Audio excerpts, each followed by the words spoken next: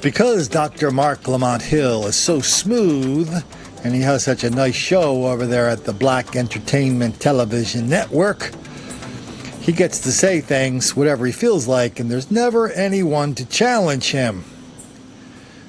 As opposed to here, I never ask anybody to take my word for it. All I ask you to do is to watch the video and tell me what you see. So, Mr. Marc Lamont Hill offered us a challenge the other day, a question of the day. So why don't we start off with his question, and why don't we give him an answer in video. Question of the day is, with all the injustices, the harassment, and the aggression that we see toward black people every day, do you feel unsafe around white people? Drop your thoughts and we will read them throughout the show. Brutal attacks in downtown Minneapolis caught on camera. A warning, though, the videos are disturbing, but also revealing of a new crime trend. Violent robberies were up dramatically this summer in downtown Minneapolis until police connected the dots, now with more than a dozen suspects captured in surveillance videos. The victims who were seriously injured in those assaults also appear to have been targeted in these coordinated attacks. Tom Lydon joining us. And Tom, sounds like there's a real pattern to all of this. And Kelsey, Brandy, there is a definite pattern. Most of these robberies and assaults are happening in a very particular part of downtown, from Hennepin to 2nd Avenue, with a real hot spot between 6th and 3rd Streets, essentially north of the Theater District to the Central Library, and mostly between 10 p.m. and 3 a.m. And in almost all the cases, the suspects were after something very, very specific: the victim's smartphone. 5th and Hennepin, 3 weeks ago tonight. A man is staring at his smartphone on a corner still bustling at 4 a.m.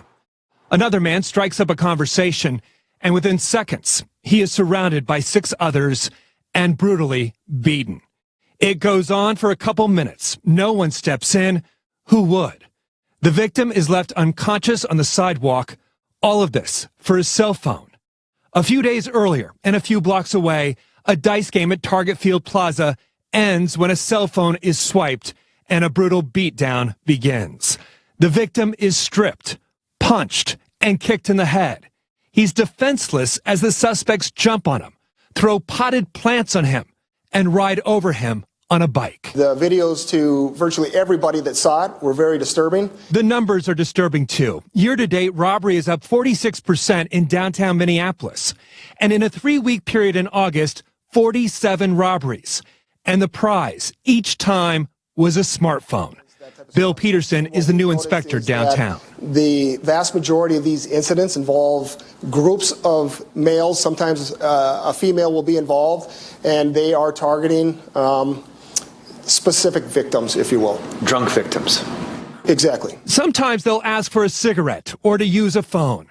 Or in the case of this man walking through the light rail station, they'll block his path, harass him, while someone picks his pocket.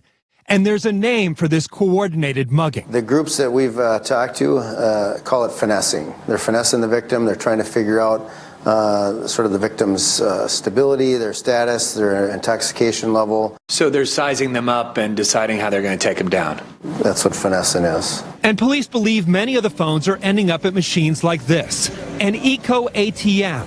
There are more than 40 in Minnesota where you can get up to a couple $100 for your old smartphone.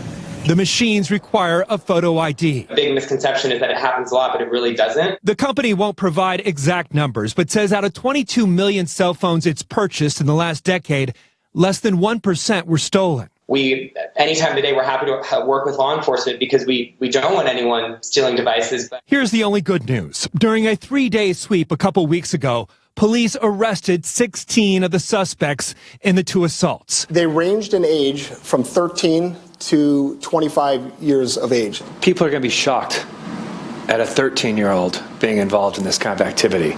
You're not shocked. I'm not shocked. Identifying and arresting those 16 suspects took 36 officers, some undercover, working around the clock. Hennepin County Sheriff's deputies were involved as well. It appears to have worked. There were only 4 robberies last week. The inspector says it is no secret that to do this kind of law enforcement, he needs more cops. The chief has said that as well. He says several law enforcement tools have been taken away by previous city councils, like curfew enforcement, the lurking ordinance, and arresting suspects for low-level drug offenses. We usually try to stick to black crime violence wildly out of proportion right here in the good U.S. of A. But I came across two videos today, one from Paris, one from Germany. The guy from Paris is telling everybody, he's telling his compadres down in South Africa where they're killing Nigerians, he's reminding them that the black people are all brothers and you should kill white people and Asian and Chinese people, not black people. And in the next video, we're going to run into some fella having a little bit of fun, blowing off some steam in the subways of Germany. Xenophobia must stop.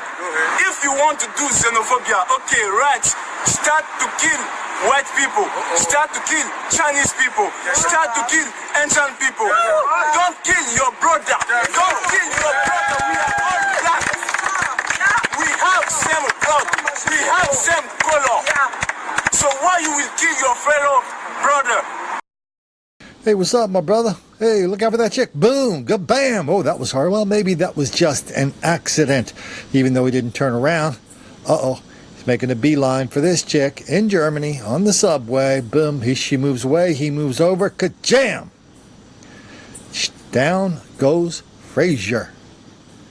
Welcome to Germany, where they welcome the immigrants from Africa with open arms, and the African immigrants in turn do nothing but scorn them, mock them, and assault them, and rape them, and occasionally kill them.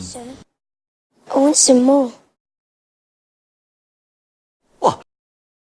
So now let's see if we can get an answer to Mr. Marc Lamont Hill's question. So we've never been safe in the presence of white people. There is an increased likelihood of police interaction, because the idea that we're unsafe. Well, that answer doesn't make any sense to me, but it does have one virtue. At least it won't make the black kids angry.